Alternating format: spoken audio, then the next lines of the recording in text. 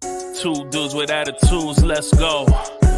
It's the two dudes and the attitudes, ruthless, aggressively speaking, so let's do this. With Ryan and Denton, they here to get your attention. The 5-star broadcast shit, start to the ending. Whether it's the E or it's all E. The two dudes with the attitudes that bring the heat. Get the point, yeah, it's on, time to lock in. Listen to the podcast where they get it poppin'.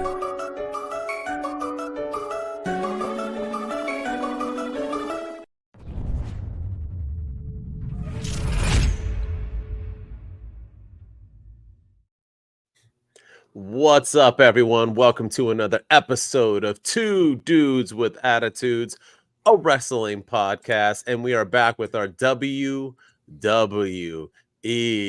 edition. We are talking about everything WWE minus SmackDown because we already covered that, and so we are going to be talking about all things Raw and NXT. We are excited that you are tuning in once again. Keep tuning in, please. We love it. We love your, everyone just trying to get us out there. And I think we are the best low independent, maybe wrestling podcast in the world. So hopefully we can maybe get mid-leveled soon. And then after that, bigger and better things. Yeah, man. And as always, I am the Heartbreak Dude, Denton, the dude of Wrestle Talk, the Heartbreak Dude, HBD. Denton, you can find me everywhere. And with me, as always, my brother from a redheaded mother, Ryan enjoys wrestling himself. Just a dude who enjoys wrestling. Ryan, what's going on? Not much, man. I want to rant about something for a second, and it's not wrestling related. Hey. So our non-wrestling fans are gonna our wrestling fans are probably gonna tune away from this. But so I want to talk about streaming services for a second, because I was sitting down to watch a movie the other day, and I'm a sucker for action movies. I like to have them on while I'm working and stuff, and have them on in the background. And the other day, I started watching The Equalizer, the movie with Denzel Washington. A great movie. But I had to watch The Equalizer 1 on Peacock. Then I was like, okay, well, I got to watch The Equalizer 2. That's on Hulu. And then The Equalizer 3 is on Netflix. So to watch 3 movies from the same franchise, I have to go to 3 different streaming services. That's messed up. They have them all on one. That's my rant for the day. I like that rant. And you know what's funny? So I'm a huge movie buff. I actually used to write scripts, and in my 20s, I wanted to become a screenwriter, and I made short films, and I've done a whole bunch of stuff. And the funny thing is that I collect movies, and I had so many DVDs and Blu-rays and everything, and I had my living room, my ex-wife hated it. I had everywhere all across the house and and then when streaming became a thing and you could do digital, I turned against it. I got rid of my books. I do digital book. I got rid of all my stuff. And now to this day, I flip and regret it. I'm now starting to collect 100%. Vinyl records, and I go back, and that's the main reason. Anytime I have friends and this and that, and I try to introduce them to movies because I have big movie buffs, and you can't find anything on streaming. And like you said, and some streaming services will have part 3 only, and 1 and 2 you have to buy. They don't even stream them. And I'm like, why did I get rid of all of my DVDs and Blu-rays? I don't even have a DVD Blu-ray player anymore. I got rid of it. I'm like, I need to bring all that back. I need to go back. I worked at Blockbuster forever, for all you kids, and Hollywood Video. So all you kids who don't know, that was where you used to go and rent VHS. I used to work at DVDs, VHS, Blu-rays. Yeah. Be kind, rewind, kids. Yes. We need to bring it back. I know Best Buy just surrendered all their stuff as well. And so this age of digital media is the thing is you don't own anything with digital media, because they can take it away from you at any minute. They could say, I just learned that Apple lost the license to this movie, so now you no longer have it, or Amazon no longer has access to this, or this show is leaving Netflix at the end of the month, so watch it while you can, and then it's not coming back ever again. It's such a frustrating thing. But to watch, and then they did the same thing with the Olympus Has Fallen movies, which is one of my favorite franchises of all time. And Olympus Has Fallen is on, I think I had to watch it on Amazon, and then the second one is randomly on Netflix, and the third one I had to go find it on demand on DirecTV Stream. And it's just there's too many options out there. And bring back the days of DVDs and Blu-rays, and I would love to get WrestleMania back on DVD again. I know WWE just released their last DVD, and they're not, or their last set of Blue's. They're not releasing them anymore. yeah, like I wish that they would just keep doing it and we bring them back. Yeah, that was the only thing. Stuff like that, like wrestling, a UFC, I used to collect. So I had every UFC up to I think like 150 or something, all on DVD. I had all the WrestleManias on DVD. I'm pretty sure I did keep those. I had like Charlie Chaplin sets, like stuff you can't find. But Yeah. that was the bum part about it, is that every time a new one came in, I was like, oh, here comes $20 again. I got to buy another DVD. So digital helped me in that aspect. It's just space, man. That's where you learned, right? Was space in your house. Yeah. And that's why I turned on it. And now I regret it. I will do anything Oh, to find all the DVDs and Blu-rays I just gave away. Oh, I gave mine away too. Yeah. In front of like my house. It was like free movies, take it. I'm just like, man, what an idiot I was. I could have all that stuff. It's the same thing. I was buying games digital. I'm like, and now I'm buying games, real games again, like video games. I'm like, why was I buying digital? It's just such a stupid thing to do. I regret it. I gave all my movies to a local library, and I'm like, why did I have to help people? I know, right? I'm like, now people can rent those for free. That's very nice of you. But I'm like, why did I do that? You know what? I'm gonna go back and get a Blu-ray player again. Let's go. I'm sure they're like $30 at Target. I have one on my PlayStation and Xbox, but I just need to turn that on. Because a Blu-ray will play DVDs just like they used to. So I mean, I'm all for that. But all right, I guess we can get into wrestling now, right? Yeah. So do we want to talk about the elephant in the room, or are we going to save that for AEW? What are we going to? I say we talk save about it. any of this. Save it for tomorrow. Yeah, save it for tomorrow because there's a lot to unpack tomorrow. So all right. I will say, speaking of streaming services, there was a report earlier this week that or it wasn't really a report. It was some some high profile news story, like was doing 2024 predictions. It was a columnist, and he predicted that WWE will be picked up by Amazon Prime Video for Monday Night Raw. So, and then of course, people on X take that and run with it as, Monday Night Raw is coming to Amazon Prime, which I think they want to. I think there's some realism there. I wouldn't be surprised if they're interested in the WWE and having Monday Night Raw come to Prime, especially with them having Thursday Night Football now. And I think they're trying to break into the live sports arena and all that. So, yeah, I just don't know what it would mean for would they keep it on Monday nights? What it would mean for Peacock? Would they put the pay-per-views on Amazon Prime Video as well? Would you have to pay extra for those?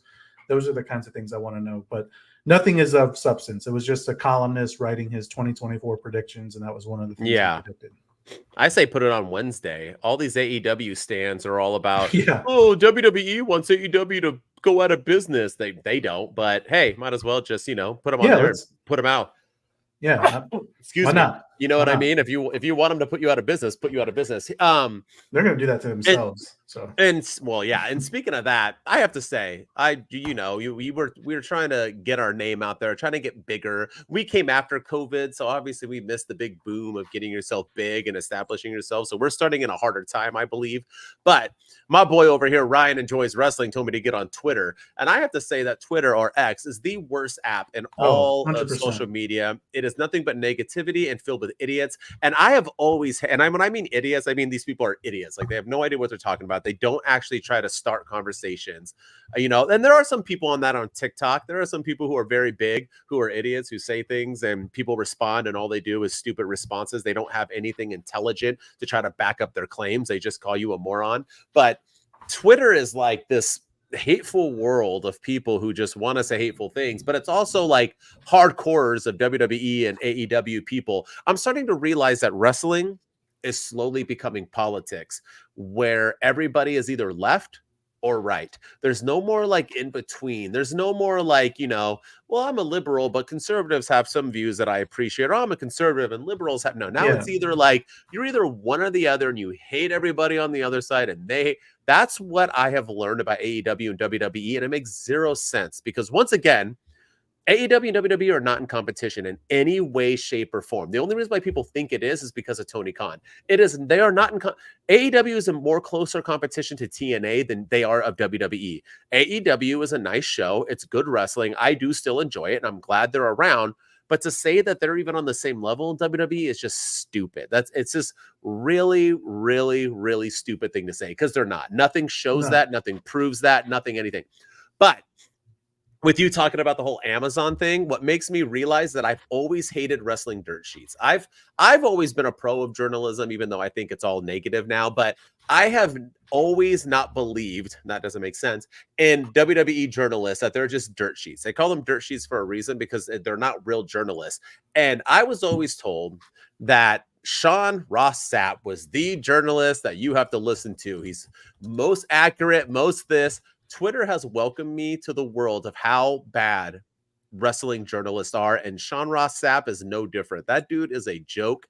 He's a mark. He posts things, and then when people counter him, he says these things like he's been talking about Mercedes Moné joining, and he's been bragging about it and posting it and yada yada. And then when people call him out on it, he's like, oh, read a tweet. I never said that. I said maybe if the wind was this and if the weather was 86 degrees in Florida on this day, then maybe she would go on Dynamite. I never actually said she would. I just kind of roll. Anyone can say he's no different than anybody else who goes on Twitter. And I've learned this with these journalists. The only difference is that they get to talk to some people who know somebody who knows somebody who knows somebody who knows Orange Cassidy. So because they're the fourth person who knows somebody who knows Orange Cassidy, they have more of an intel than us.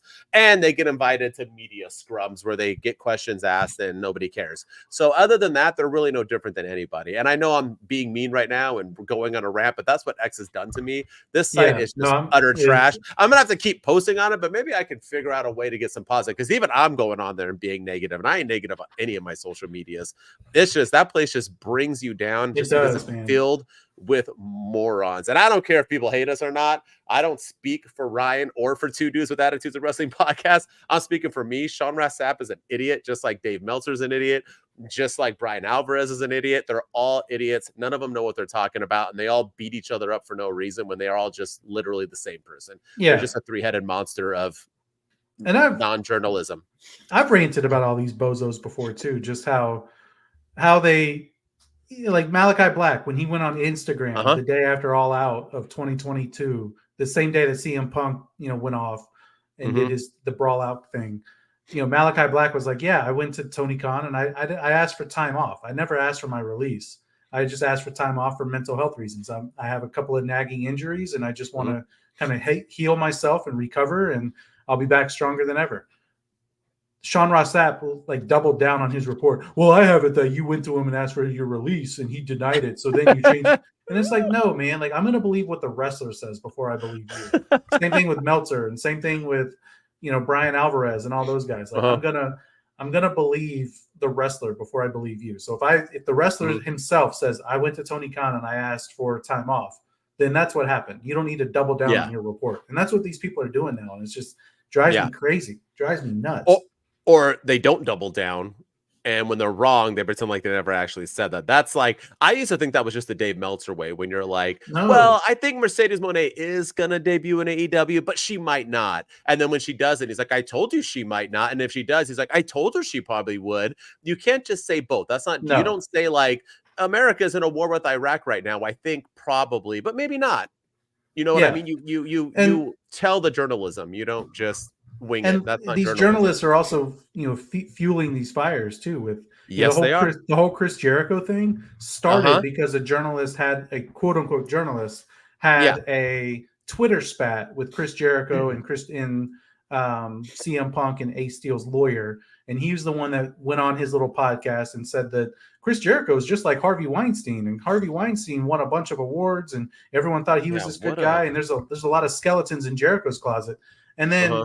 He ran with it for the whole weekend. He doubled down on it. He was like, he didn't get to go to the media conference, but on Twitter, he was all over, why didn't anybody ask about Jericho? Why are they not asking about Jericho? He was like, that's an unacceptable answer from Tony Khan. And then that Monday after World's End, he goes on his podcast again. He's like, well, I never actually compared him to Weinstein. He kind of backed down from his report. He was like, what I said was, Weinstein was looked at favorably by the eyes of the public, and he had a lot of things to hide. And that's all I'm saying about Chris Jericho. I don't like Chris Jericho. I've never liked Chris Jericho. That's not a secret. But I wasn't comparing him to that. I'm like, you were, dude. Like you said it, and now you're backing down because nobody's backing up your claims.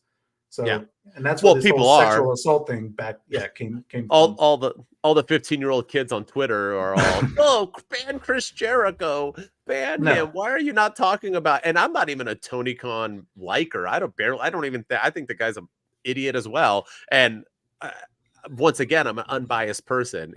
There's no point to attack Tony Khan for booking Chris Jericho, who literally has nothing against him. No allegations, literally nothing. And you guys are attacking this man's character. But the NDAs. And yeah. Oh my gosh. So, oh my gosh. Let's get into it. Let's get into some Monday Night about some Raw. good stuff.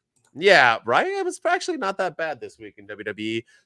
You ready for my 60-second recap? Always, man. Let's see if I can do this. I think I'm going to start doing these recaps on TikTok, just so you know. I think they do a WWE recap on TikTok. Maybe people would like it. I don't know. I don't know what's going on. I used to get so many views on TikTok. Now TikTok hates me. I get more views on YouTube posting TikToks. It's weird. It's weird. I don't get it. All right, you ready? Monday Night Raw, 60 seconds or less. Let's go. The show opens with Drew McIntyre, and he's interrupted by CM Punk. They both talk about being leaders, how much alike they are, and why they will win the Royal Rumble. Tommaso Ciampa beats Finn Balor because all the Judgment Day does is lose. And Becky Lynch says Nia Jax hits hard. Ludwig Kaiser gets revenge for his fallen friend and destroys Kofi Kingston, looking like a beast before his general comes home next week. Nia Jax is bragging about being amazing when Rhea Ripley cuts her off to say the same exact thing. Looks like we will get them at Mania. Carter and Chance beat Chelsea and Piper again to defend. R-Truth shows the world a video of his childhood and his dream of one day joining the Judgment Day, which leads to the Judgment Day losing yet again with The Miz beating JD McDonough. Seth Rollins is cutting a promo when now Jinder Mahal walks out, leading to Tony Khan and everyone on X having their heads explode and tantrums flared. Mahal will face Rollins next week on Monday Night Raw. Cody Rhodes ends the night by beating Nakamura yet again, and we shall see what the future holds for Nakamura moving forward. And that is my 60 seconds or less Monday Night Raw recap. I thought Raw was solid from it was a very promo heavy edition of Raw. You had the CM Punk Drew McIntyre promo, Rhea Ripley and Nia Jax had their promo. You had all the Judgment Day stuff backstage, and then you had the Seth Rollins Jinder Mahal stuff. So it was a good episode of Monday Night Raw from start to finish. I agree. What was your what's your fave going on right now? All right, I want to talk about this. The Judgment Day with R-Truth. Oh, let's talk about the negative. So all right. It was I will say the little vignette and the video thing, it was hilarious. It was funny. I laughed. I liked the throwback of I was born in Charlotte, North Carolina, and I remember it. Like he was like, the doctor held me. I remember like it was yesterday. And and then I like the callback to, I always said I wanted to be in the Judgment Day. And they even went back to like when WWE had pay-per-views named the Judgment Day. In your house? Yeah, WWE Judgment Day in your house. And like R-Truth is on the cover. And I like that they went back and did the Abbey Road thing and put R-Truth in there. And they Money in the Bank with Damian Priest, R-Truth is there. Rhea Ripley, the Rumble. R-Truth is right there, like pointing. It was funny stuff. And then the Tom and Nick Mysterio, like that probably made me laugh the loudest of everything. He's like, I've never met Nick, but he's my boy. Like it was so funny. But I'm ready for this stuff to be over with. I am ready for this stuff to be done. At first, I was kind of thinking that maybe this is going to lead to, and maybe it still is, I don't know, but maybe it's going to lead to the Awesome Truth reunion, and it's going to be similar to Sami Zayn coming into the Bloodline, where he's there, and then the Judgment Day turns on R-Truth, just like the Bloodline turned on Sami Zayn. And then it's going to lead to Awesome Truth, a reunion of Awesome Truth, just like a reunion of Kevin Owens and Sami Zayn against the Judgment Day for the tag team titles at WrestleMania. And I feel like R-Truth deserves to have a high-profile match at WrestleMania, and I feel like that's the perfect spot for him. But at the same time, I am ready for these jokes and everything to be over. And it looks like I'm not getting that because they're doing that next week, apparently. So R-Truth and Miz against Finn and Damian Priest, but the titles aren't on the line. But we'll see what happens. But I'm ready for this stuff to be over with. I'm ready for Judgment Day to be ass kickers again. I like the babies too, the Judgment Day babies. Yeah, that was funny. Here's the thing. R-Truth is funny, right? He is. He's missed. He's loved. He's that dude. I mean, what can you, there's nobody that you can say, hey, do you not like R-Truth, who's a wrestling fan? And they're gonna be like, I don't like R-Truth. We all like R-Truth. I get it. But what is this doing for the Judgment Day? What is this doing to push the Judgment Day? Because right now it seems like only Rhea Ripley once again is the only person who gets wins on the Judgment Day. It's like pre-WrestleMania all over again. And it seemed like after WrestleMania, we started to kind of get Judgment Day doing some things. They would win a few, then they would lose a few. And we used to complain about that, but at least they were getting wins. They're not really doing anything right now. We're getting the same backstage promo every single time. And now they're accepting R-Truth. I saw that on social media, they were accepting him, but now like Damian Priest, like, I love that guy. That was funny. And they're all like, now they're like applauding him and they're in a room full of smoke. Did you see that thing? Somebody wrote like, hey, Rhea, what's all the smoke? She goes, oh, that was coming from our old TV. Yeah. Okay. There's a lot of smoke going on in that Judgment Day room. You walk in, they're getting a little high before R-Truth is coming over. But like, they're cutting the same things like, oh, we're losing. Oh, you need to do better. Oh, JD. Oh, this, it's rinse and repeat. I mean, and it's not even JD and Dom looking like idiots because we don't get Dom and Mommy anymore. Is that done now? I guess Dom and JD are like the JV now of Judgment Day, just going out losing to the Miz and losing to R-Truth, who literally is trying to be their friends and still beating them. This is not helping Judgment Day whatsoever. It's not helping Priest claim to cash in. And now Finn's taking L's as well to Tommaso Ciampa. And I know you're trying to build a tag team, but I've always stated, and I'll continue to state this, there is nothing worse than the person you're trying to compete beating you beforehand, whether it be a tag team or whether it be singly.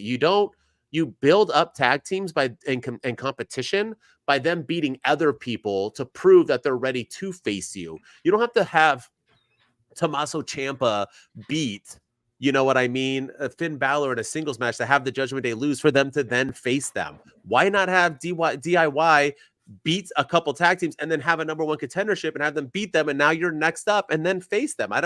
What happened to that booking? And AEW does the same thing now. WWE is doing it. I just think Judgment Day is falling apart, and I don't see why the internet, minus Jinder Mahal, this was the only thing that was talked about. We had so many great segments on here, and yet all I heard about was how great R-Truth is and how he's helped. Like, this might be helping Judgment Day in the eyes of fans who don't care about the Judgment Day, or maybe in eyes of kids who are going to buy R-Truth shirts. But in the whole concept of it, and to have Judgment Day be the only true faction in WWE, correct me if I'm wrong. Is there another faction?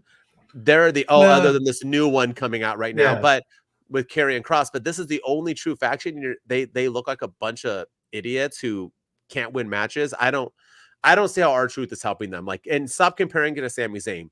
Sami Zayn made jokes, but he was a serious wrestler. R-Truth is not a serious wrestler. He's a comedy act. Sami Zayn was never a comedy act. He was a real wrestler who was funny. That's a complete difference. That's like saying DX was a comedy act. Like, they weren't. They were a real kick butt group who told jokes, who were funny. That two complete different things. Stop comparing them. They are not the same. So that's my take on Judgment. I know that was a while, but I can't stand it. It's like killing me watching Judgment Day just crumble. And people are like, no, it's the best they've ever been. How? How is this the best they've been? I will say it is. I think people might be liking it because we're not getting the Judgment Day versus combination of Seth, Sammy, Cody Rhodes week in and week out. But this isn't when I said I was done with that, this isn't what I expected. Now we're getting, R-Truth outsmarting them and them all looking like idiots week in and week out. And I don't think it's helping anybody. And I'm ready for them to move on. I agree. I agree. Speaking of the Judgment Day and Damian Priest, shout out to Drew McIntyre for saying what we have been saying this entire, probably for the last ever since he won. Damian Priest won the Money in the Bank, about why do you cash in the middle of a match? Why didn't you just wait until the end of the match when I was down and Seth was down and you could have cashed in then? Like, why are you cashing in the middle of the match? So shout out to Drew McIntyre for calling that out in his promo battle with CM Punk. And let's just talk about Drew. I mean, Drew is just absolutely killing it.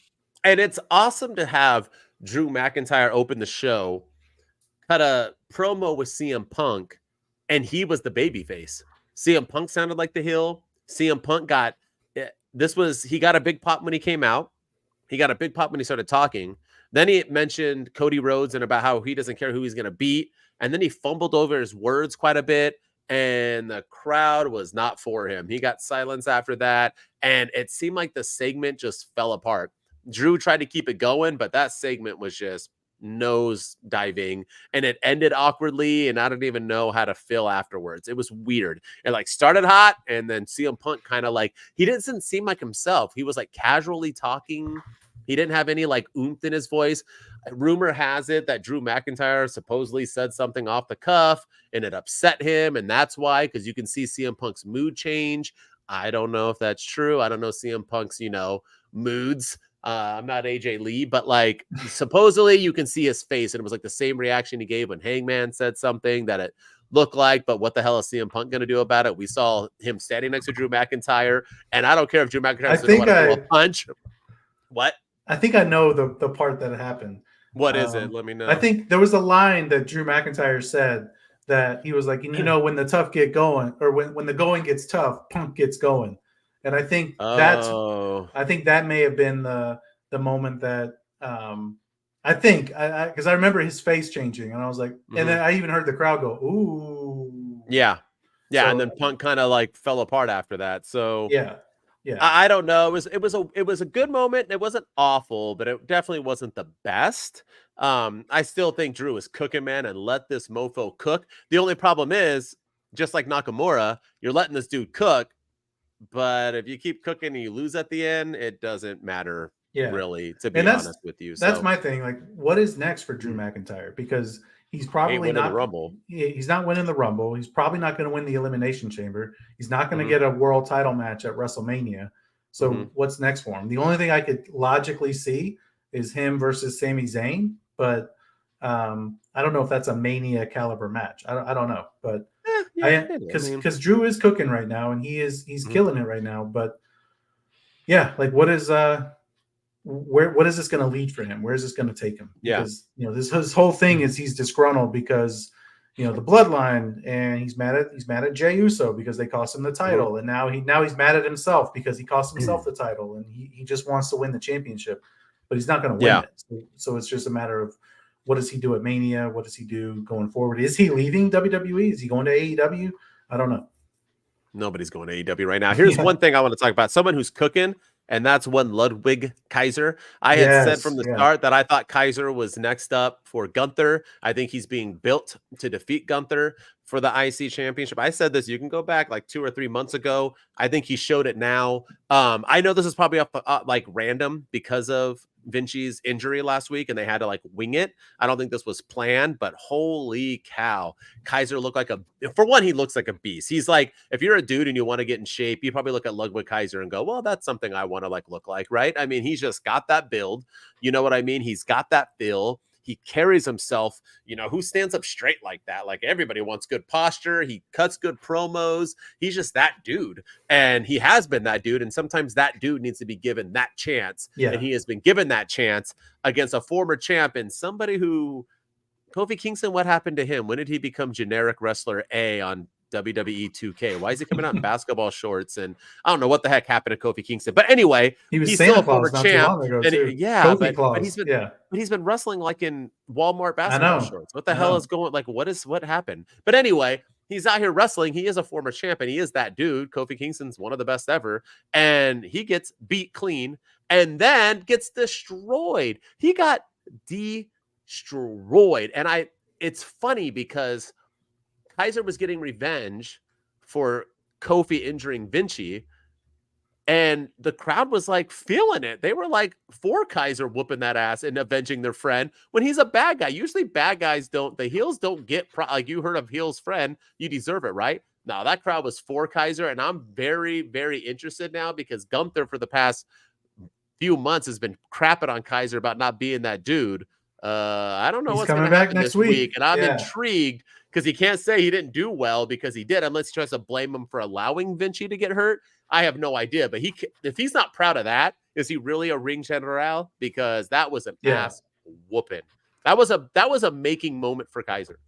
Yeah, I think it was. And my favorite spot of that was when he threw the rolling chair at Kofi Kingston. Ouch. And like that looked like it hurt because it hit him. It wasn't like Kofi. He did take it well though. I mean, it could have been worse. Yeah, it could have been. He's a pro, worse. So yeah. But I was just like, holy like that just came out of nowhere. And he sold it really well. And then my favorite part too was when Jamie Noble was like trying to hold him back, and then like Ludwig Kaiser was like, dodging him, and then he goes back and attacks Kofi again, and then Jamie Noble just shoves him. I'm like, oh, okay, this is I was waiting real. I was waiting for Ludwig to attack Jamie Noble too, and like really go off on everybody. But I was digging that segment. I didn't want that segment to end.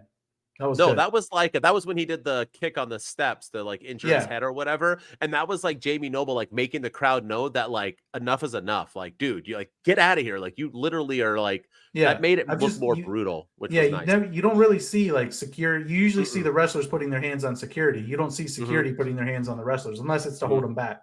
But you never see them shoving them like that. That was cool. Assuming it was planned, but yeah. And then going back to the Judgment Day and being confused, Rhea Ripley got a babyface cheer when she came out. Like she got a huge pop. I mean, obviously, but Nia Jax, but she's a heel, and so that's what I don't understand. So, but she got that babyface reaction when she came out to confront Nia Jax, and Nia Jax said the exact same thing that she said last week or in her feud with Becky Lynch, and that she's gonna this time I'm gonna win the Rumble and I'm gonna break your face at I'm gonna choose you at WrestleMania and I'm gonna end your reign. And I will say Nia Jax is growing on me as a performer. That match with Becky Lynch last week was one of the best matches I've seen from her. She's being built right. She's being used properly, and I think she looks like a credible threat right now to beat Rhea Ripley. I don't think she will, but I think she's looking like a very credible person, which is what you want. You want your challenger, especially at the biggest show, to go up. Or you want your champion to go up against a credible opponent, and I think this is as credible as it gets. And I would not be surprised one bit if Nia Jax either wins the Royal Rumble and chooses Rhea Ripley, or wins the Elimination Chamber and faces Rhea Ripley at WrestleMania. Yeah, I'll go with Chamber. I think Bayley's winning the Rumble, but I called this too, my friend. As soon as Nia Jax came back, I said she is brought back for one reason and one reason only, because Rhea Ripley needs a threat to her title reign, and this is that woman, and they have built her perfectly. But I this is what I was afraid of, because Rhea Ripley was getting pops the entire time she's been in Judgment Day, but they were being deflated by Dirty Dom, because Dom is the biggest heel. So the crowd was turning on Rhea just for the fact that she was affiliated and dating Dirty Dom. Now there's rumors that Buddy Murphy has put a stop to this, and that's why they're not together anymore. I don't know if you heard those rumors. That I haven't. No. Now that they're getting engaged, and that's why Buddy Murphy, he seems like a little I mean, the way he posts constantly about Rhea Ripley makes me think that, once again, like I always say, if you put it on social media, it probably ain't real. So he's constantly, but I mean, I don't know them, so I don't know if it's real or not, but that's the rumors. But why else would they be breaking them up? Because if you're going to keep her away from Dirty Dom, she's going to get cheered. So I don't know why they took her away from Dirty Dom, but this is a prime example of why they shouldn't have. Rhea needs to be a heel unless she's leaving Judgment Day. Maybe she is, but Judgment Day needs a female in their group. So I don't know what's happening. But yeah, but this was, I like this segment a lot. This was one, like I said, there were so many great things to talk about with Raw, and this was one of them. This Rhea Ripley, Nia Jax, I mean, that was a nice surprise. I'm feeling it, and I like all these builds, these slow burns that they're doing. We're not just like AEW where it's like, oh, these two talks and they need to wrestle next week on Rampage. They're like, Drew and CM Punk had a moment, but I'll see you at Rumble. Nia and Rhea had one. I'll see you at Mania. Like, no, like, just because they're talking doesn't mean they have to fight instantly. I like the build, storytelling people. It's this weird concept that wrestling is based off of storytelling. It's weird, not just 5-star Meltzer matches. It's storytelling. Yeah. So you don't just put wrestler A and wrestler B in a match to open up Dynamite for no reason. You know what I mean? We're telling stories here. So I do like it. Yeah. I do like it. All right. Yeah. You ready? Yeah. Yeah, I liked it too. And then Seth and Jinder Mahal, that's another example of storytelling that there's some good builds, and I mean, based on some tweets, which we'll talk about tomorrow. But that's why I thought we were saving it, but we could talk about. Yeah, I mean, Tony Khan kind of went ballistic on Twitter, and which we'll get into the nitty gritty details tomorrow. But essentially, I would not be surprised one bit if Jinder Mahal wins the World Heavyweight Championship next week, just for WWE to prove a point. My thing is that I never understood the Jinder hate, and I thought Jinder had a great title run. I thought he did too. I think Jinder Mahal is a great worker. He has a great finisher. He's great pro. I've said this forever. You can go back and this is not just because it's the cool thing right now to like Jinder. I've always said this. I said it last week when he came out The Rock that he got a phenomenal promo, and I thought he did a better promo than Seth Rollins this week. I thought he was better in the ring on the mic than Seth was. I think Jinder is that dude. He's huge. The only difference between him and Drew McIntyre is literally their race. And that maybe is a reason people said why Jinder got the title shot, but I also think it's a reason why he's being hindered from getting title shots, to be honest with you. I think it's like the Eminem approach, right? That he always talks about how like, oh, I got everything because I'm white, but I also get hate because I'm white. So it's like always like a double sword, you know what I mean? I think the same thing with Jinder Mahal. I think if him and Drew are like literally the same in every single way almost. Just one guy gets pushed and one guy hadn't. You know what I mean? But I think Jinder Mahal has all the tools you need to be. That's why I was a little bit worried that they were going back with like the gimmicky, he hates America thing. Only because I just feel like, why? Just because of who he is in his race, that he has to be why can't he just be a BA wrestler who kicks asses because he's humongous and buff and talented? Let him just cook that way. He doesn't have to be an American hating guy. You know what I mean? So we'll see what happens. I don't think he'll win next week, but I think he's going to have a hell of a match like he always does. I think he's having a great run, and I'm glad to see him back, just like I'm glad to see Baron Corbin cooking in NXT again, which we'll talk about. So there's talented guys who don't get pushed. Yeah. And my favorite line from that promo was the opening when Jinder Mahal came out and said, "You call yourself a revolutionary, but I had the most revolutionary moment last week, more revolutionary than you've been in the last 5 years." It was, I mean, the man can go, the man can cook. If you give him a mic, he can cut a good promo. And I thought this was a good promo, and it's a good little fill-in match for the before the Royal Rumble. So I do wonder if Seth Rollins will have a match at Royal Rumble. I don't really think. He has to, right? Yeah, I mean, maybe it's a rematch with Jinder next week. I don't know, but he's running out of opponents. That's the other thing. And that's why we insert Jinder, which people don't understand. So I thought it was a very logical choice until the world exploded because of Tony Khan. So we'll get into that tomorrow. Let's get into some NXT action. You ready? They're following up their last week god awful episode. NXT 30-second recap. Oh my gosh, you ready? Let's go. The show opens up with Blair Davenport beating Nikki Lyons clean. Carmelo Hayes has entered him and Trick into the Dusty Classic, and Trick doesn't seem to be happy. Braun and Baron defeat Gallus in the first match of the Classic. Stratton is on the ranch, and she is put to work dressed like she was she's put to work dressed like she was auditioning for the lead role in Pretty Woman. Lyra is in the ring to talk about being the champ when Davenport interrupts, and there will be a 4-way at Vengeance Day determined by the final 4 women in a battle royal match coming up. So why even try to win if you're the last 4? Whatever. Lola Vice says she will cash in and shakes her ass. I guess Ava is in charge now and doesn't even need to talk to HBK for approvals. Josh Brigg beats Mensa, and Stratton is finishing up at the ranch, falls into dirty water, loses her mind, and then splashes around in it a second later. Tony D and Stacks defend against OTM, and JC Jane is taking over Chase U. Cora Jade is single and ready to mingle, and she beats Gigi Dolan with ease. Axion and Frazier win the second match of the Dusty Classic. Dragon Lee defeats Lexis King to defend. What the hell is the point of King? Only for Oba to cash in and win the North American title. And that's me messing up the NXT 6 second or less recap. I scribbled my writing again. I couldn't get that Pretty Woman line out. Was she not dressed like she was auditioning for Pretty Woman? Yeah, that was like my nice. Is she not wearing the same thing Julia Roberts was wearing when she first went into Richard Gere's like hotel room? Like just like a bra top, like the side things, like booty shorts, high boots. I wasn't hating on it. Yeah, I sure did like it. But All right. Say she was auditioning. Yeah. So for me, I want to talk about Oba winning the North American Championship.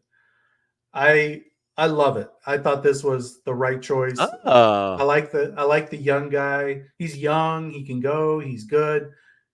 I hated the match. I love the fact that he won. So I also didn't like that it was Dragon Lee that he beat. It kind of, to me, Dragon Lee's North American Championship reign was completely pointless and irrelevant.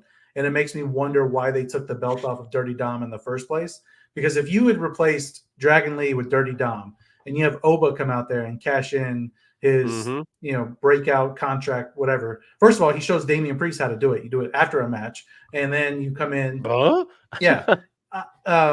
Imagine Dirty Dom in there trying to weasel his way out of it and getting the heel heat and trying to get himself counted out, and Oba it would have been just so much more entertaining, I thought, and it just made Dragon Lee's title reign completely irrelevant. I liked it. The thing I didn't like was Dragon Lee getting offense in. You're supposed to you're presenting this guy Oba as this next big thing, the next what Powerhouse Hobbs is supposed to be in AEW and what Brock Lesnar is in the main roster. He's supposed to be this big buff guy that people that looks down on people, kind of like Omos. And you had Dragon Lee hit him with a tornado DDT. You had Dragon Lee hit him with a super kick. You had Dragon Lee go for a pin on him. I get that you don't want Dragon Lee to job to this guy, but I feel like this was the perfect time for Oba to really come out and show his dominance by having a dominating victory over Dragon Lee when he cashes in, to show the NXT roster that I'm here, I'm him, and come and take it. And just dominate. Who's going to step up to him if he dominates Dragon Lee like that? But I thought it was the right call. I hated the fact that A, Dragon Lee got offense in, and B, he didn't beat Dirty Dom for it. This would have been the perfect time to, Dirty Dom, go back to the main roster, focus on Judgment Day, and give your belt to somebody a little bit more credible. Yeah. First things first, there's only one him, and that's Carmelo Hayes. True. Let's just stop you there, my man. Let's just number two, Lexus. I don't even. I don't know what's his let's point. Get out of there.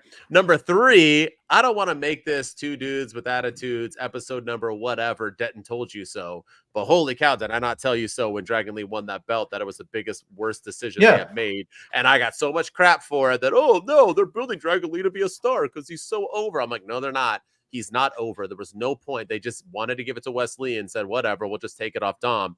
You were 100% right. They should have had Dom keep it. It would have made way more sense, and it would have made Oba's win feel way more important by beating the biggest heel in the game than a Dragon Lee that no one gives two shits about.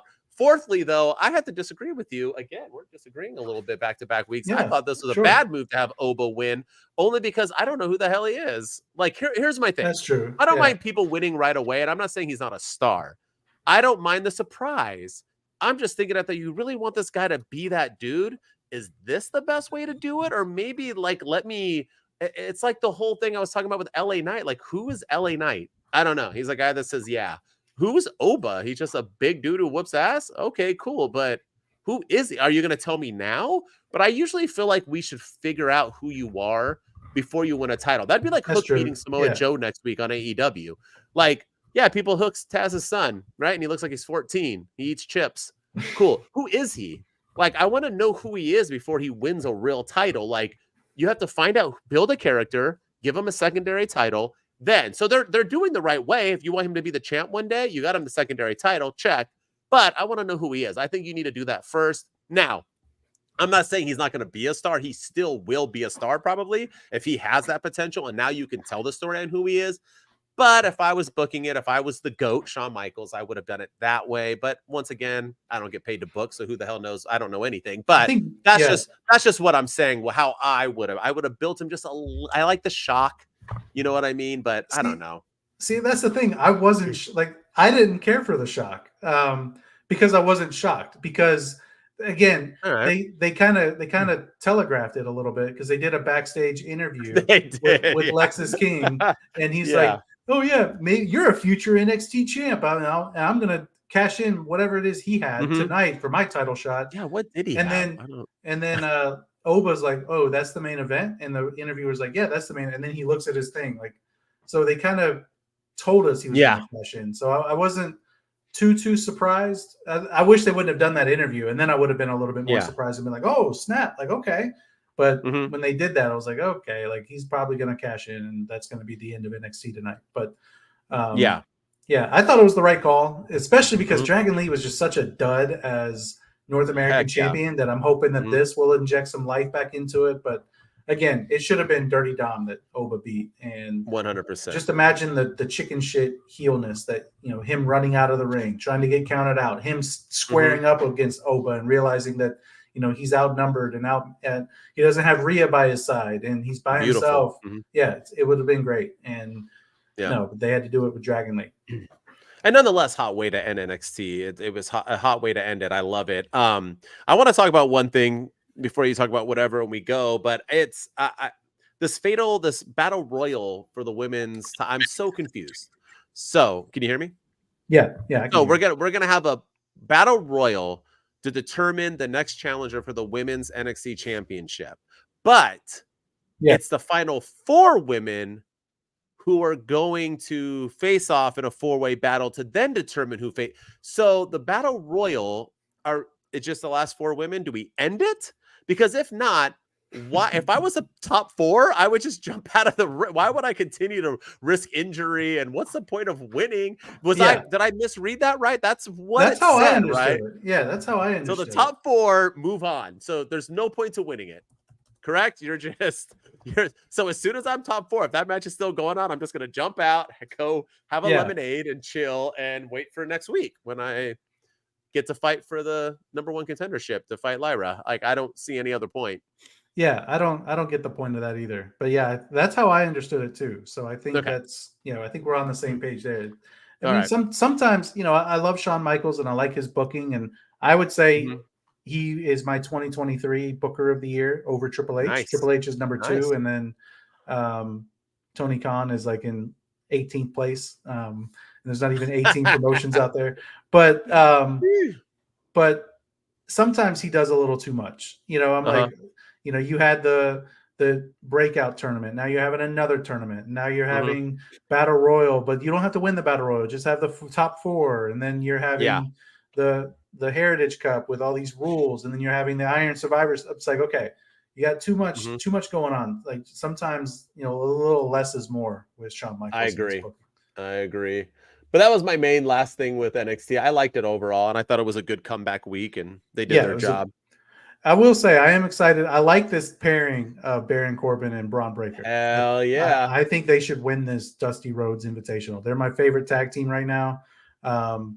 And yeah, I want to see them win this whole thing. And I like the fact that Trick Mello's back too. And I expect it to be Braun and Baron against Trick Mello in the finals.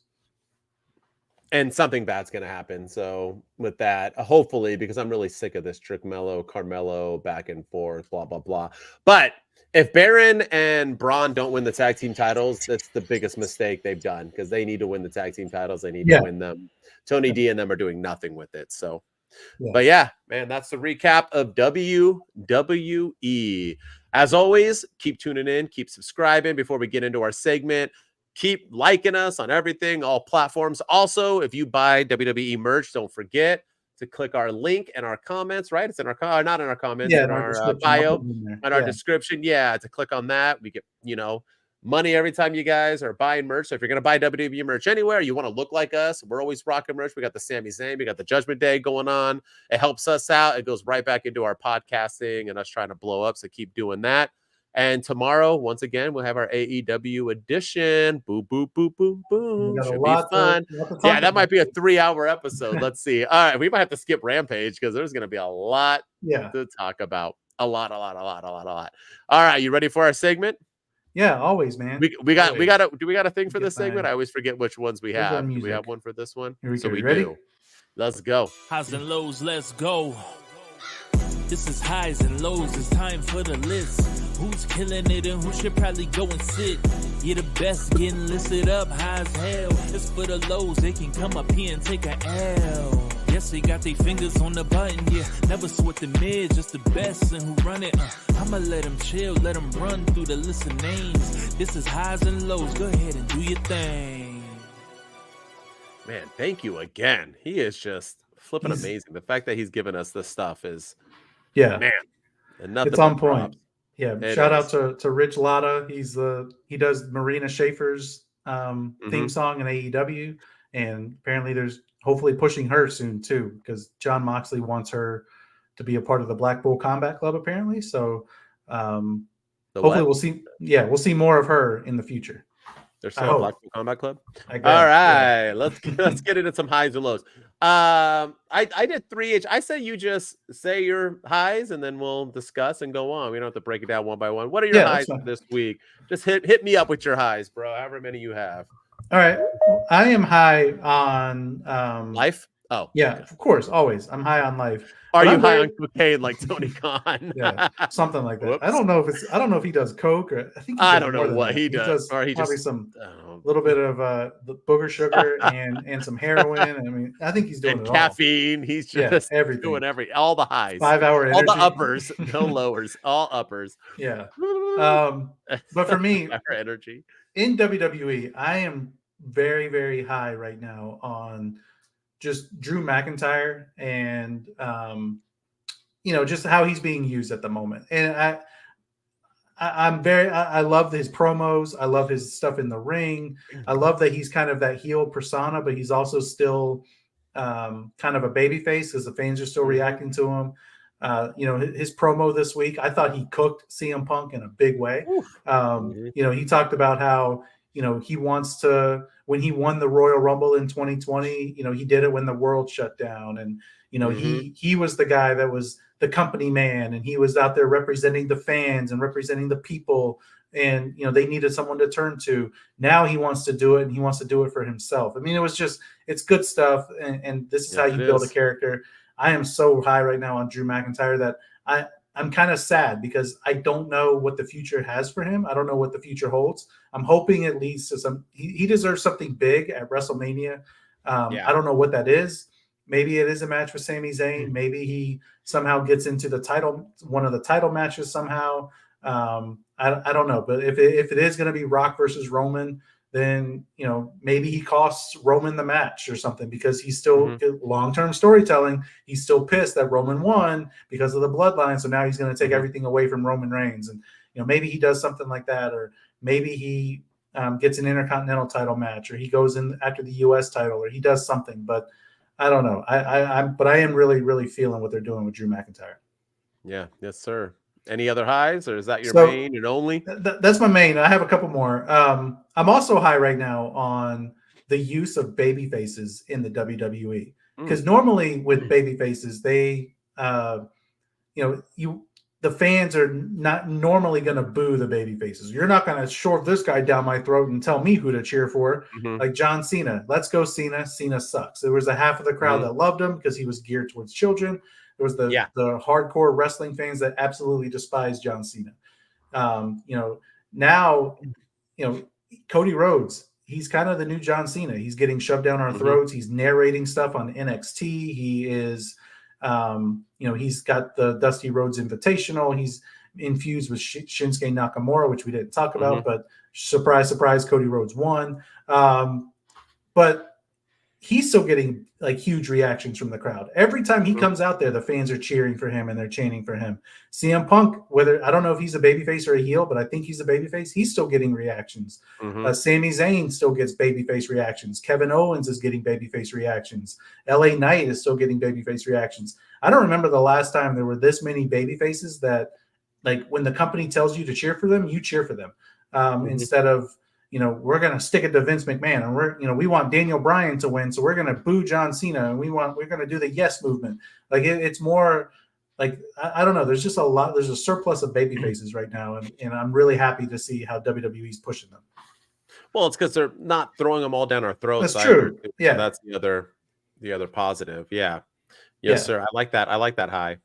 And then my other high is just, again, the women's division right now. It is cooking. It is thriving. Rhea Ripley, Nia Jax are carrying it. Becky Lynch is dominating. Everything happening on SmackDown with Bayley and Bianca and the women's championship, Io Sky. Everything happening in NXT. I mean, there's some future women's stars in NXT right now. Cora Jade, Tiffany Stratton. They're all looking like $1 million. Blair Davenport, rather, is looking like $1 million. Gigi Dolan's killing it. Yeah, the women's division right now is cooking in the WWE. Yeah, I like all your 3 highs. Good highs. I have the same one with you with Drew. I think my favorite part about Drew is that he's supposed to be a heel, but he's saying baby face type things. Reminds me a lot of Bryan Danielson when he was in WWE, where he was like basically just promoting veganism and being good to each other, and people booed him. It's like the same type of vibe as Drew McIntyre, where he's like, look, I'm getting cheated out all the time. I'm a good human. I just want what I'm like do, and you guys are booing me. Like, you guys are idiots. Like, I love it. I love everything he's doing. And this is the best Drew McIntyre has ever been. The end. Fight me on it. You're wrong. My other high, Bron Breakker and Baron Corbin. I mean, Braun's just, I'm sorry to break it to everyone, he's just not ready for the big show yet. And so NXT knows that, but they don't know what to do with them. So they found him something, because Baron Corbin wasn't going to win the title, obviously. So why not have them both be tag team champions? I liked everything. Even when Baron tagged in himself, they still like did the finisher, and Braun like pointed at him while he did it, and they fist bump while double pinning, and it was just like a fan. I mean, hello, those are like 2 dudes I want to go have a drink with at the bar. I know I'm doing dry January, but I would love to go in February, go have a drink with those 2 dudes and fist bump, and they just seem like fun guys. They're having a good time. They're both phenomenal in the ring and on the mic. I mean, I'm all for it. They're kind of reminding me a lot of Better Than You, Baby. Kind of thrown together. These guys don't really like each other. That they had their matches against each other. They couldn't stand each other, and now they're doing like fist bumps in the ring and like the kangaroo kick, and they're just kind of getting over that way. And I'm digging it. I like it. And one will turn on the other eventually. 100%. So it'll be the same time. Maybe they'll be the devil in crutches. But and then my last high is Nia Jax. Everybody shat on Nia Jax when she came back. They've always crapped on her. They were like, if you could take a year off, there's no way you're going to learn your craft and how to be a little bit of a better performer. Forget that. And she came back and proved everybody wrong. She got better in the ring, safer in the ring. She got better on the mic. She lost some weight. She's still, she's just a big girl in general, but she looks a little bit more fit and in shape. She's doing her damn thing. I think she's killing it. She even looks gorgeous now, doing her hair, she's rocking the makeup. Like, Nia Jax is doing her. I saw somebody say that she looks just like J-Lo. She kind of does look like J-Lo, which is funny in the face. I just love what she's doing, and she looks like a threat, man. There's like, if they face off at WrestleMania with the build they can have, I think people will think Rhea's going to lose at Mania. I think it's like a plausible thing. She won't, but I think people will think it because she's that much of a threat. I just love what she's doing, and she could say simple things and prove her point. Props to Becky Lynch. It just shows a true competitor on how you can take an L and elevate somebody. And that's exactly what Nia, and she even did. She said that chick hits hard. She hit me in the face and it hurt, but I took it. So obviously that either means she's getting weaker, but it probably means that I'm getting stronger. So she pushed Nia by pushing herself. Great stuff. I'm all for Nia Jax. That's my 3 highs of WWE this week. Yeah. I mean, we talked about a number of those already, but I'm digging. I like what they're doing with Nia Jax, and I was one of those people that was against her coming back because of her history of hurting people, and she botched some of those moves when she first came back too, and I was just like, okay, I'm a little worried about our women's division right now, but she's cooking right now. She's the best she's ever been, and for sure, I happily admit that I was wrong on that. Yeah, that's what we do here on Two Dudes. We ain't afraid to admit it. That's right. All right, your lows. It should go quick. I'm sure we've already talked about our lows. I've talked about all 3 of mine already, but let's go. What are your lows? So I actually have a low that we haven't talked about, but I want to talk about one of my lows right now is WWE. Please, for the love of God, stop telling us who is going to be in the Royal Rumble. I want it to be. You're one of those people. All right. Yeah, and here's why. Because last year, I remember we did a watch along for the Royal Rumble, and we had a number of people, and it was a fun time. It was a good time, but I think we all expected, or we were kind of banking on, oh, there's only 4 people left, and this is where Matt Cardona is going to come out, and or this is where Nick Aldis is going to make his debut. Oh, Jay White's going to come, and none of that happened. So I'm not expecting any like major surprises at the Royal Rumble, but I don't want to know that. I don't need to know that Cody Rhodes is going to be entering the Rumble. I don't need to know that Drew McIntyre is going to be entering the Rumble. I don't need to know that Shinsuke and Becky Lynch are the 2 more competitors for the Royal. Like, let's let it all be a surprise. Don't tell us any of the entrants. Like, okay, maybe we know CM Punk. He's back. I'm going to win the Royal Rumble. Cool. But don't tell us any of the entrants. And that way we can kind of, when they're coming out, we're like, okay, so he's coming out at 1. So who do we think is going to be 2? Because is Cody Rhodes in the Rumble this year? They haven't really said anything. I mean, because remember, we wanted to be Cody versus Rock or Cody versus Roman at WrestleMania. So it's got to, maybe he wins the Chamber. Maybe he's not in the match. But now we know he's in the match. And so we know it's probably going to be one of the final 3. And it kind of makes it a little bit more predictable when 26 of the 30 entrants of the Royal Rumble. Yeah. For sure. And we did do a watch, and we're going to do a watch along this year too. We're going to start promoting that. So we're going to start promoting it now so we can get people. Is that your main low? That's your one? Because we've all the ones we've already tied. They're probably the same. I mean, Judgment Day, check. Lexus King, check. Yeah. And then my other one was Oba winning, but I already explained why. I just thought it was a low just because I thought I'd rather have him be built then. But I do like the Royal Rumble thing. And my top 4 is going to be Cody, CM Punk, Drew, and The Rock. I think The Rock's going to come out at 30. So he doesn't have to put too much effort, because I know, I don't want to make anybody upset by saying he needs to work on his cardio, but he does. You can be buff, eat right, and be The Rock, and still need to work on your damn cardio to get in wrestling shape. He admits it himself, so shut up. But anyway, I think that'll help him kind of get back in it. And I think, Solo or someone will come out and cost him his match. But whoever wins. But I think that'd be a good top 4. We'll see. We'll see what happens. But I agree with you. I don't mind. Like, I saw someone crapping on it, and I thought it was funny that they're like, dude, stop telling us who's going to be in it, period, because we're all tuning in, so it doesn't matter. But I do like knowing, I don't know, Drew entered himself. I used to think those were fun. But yeah, I heard something about, like, there's only going to be, like, 3 surprise entries, that there's so many people already booked for the Rumble. And I'm like, that's disappointing. I used to like back in the days when there was, like, 8. And you get like X-Pac, and you get like Sergeant Slaughter, and you get like randoms just that you're like, yay, or like Matt Cardona, and then he just like, I like those. You know what I mean? I know they're not going to win, but it's nice to see them come back. But yeah. See, I'm the opposite. We're getting Naomi and Sasha Banks at Rumble. I'm saying it here right now. So and I'm going to say this, and they're going to face off in the Rumble, just so you know. See, I don't know. I think maybe they will, but I think they should come out with their women's tag team championships that they. I still think they should do that. And then then you have there's your story. We're the real champions. CM Punk, AEW, we're the real world champion. We never lost these belts, and they actually never did lose them. Yeah. Boom. There's your match for WrestleMania or Elimination Chamber in Australia. That's what they should do. But yeah, I'm the opposite. I don't think they should waste spots on surprises at the Rumble. Like I think they should do like, I think if you're going to do a surprise, it should be for like a debut or a return, not like for somebody who's going to be there for the long haul. Like if Matt Cardona were to show up, I would expect him to be the newest member of the WWE roster. Every year it's Cardona, right? Every year, but not like Cardona. I don't want him to come back and be like a one-time deal. Like Sergeant Slaughter or Diamond Dallas Page or X-Pac or because Mickie James. You didn't like Mickie James when she came? I like Mickie James. I liked it because that was different. She was coming from a different company, and they put the Impact thing on the screen. Maybe they'll do that again. We'll see if maybe this will tell us if they're having like combo type thing. So yeah, I like to see Bully Ray. I like to see Bully Ray come out as a one-off. See, I wouldn't mind that. You know what I mean? Yeah. Bully Ray's been talking about it. I don't know.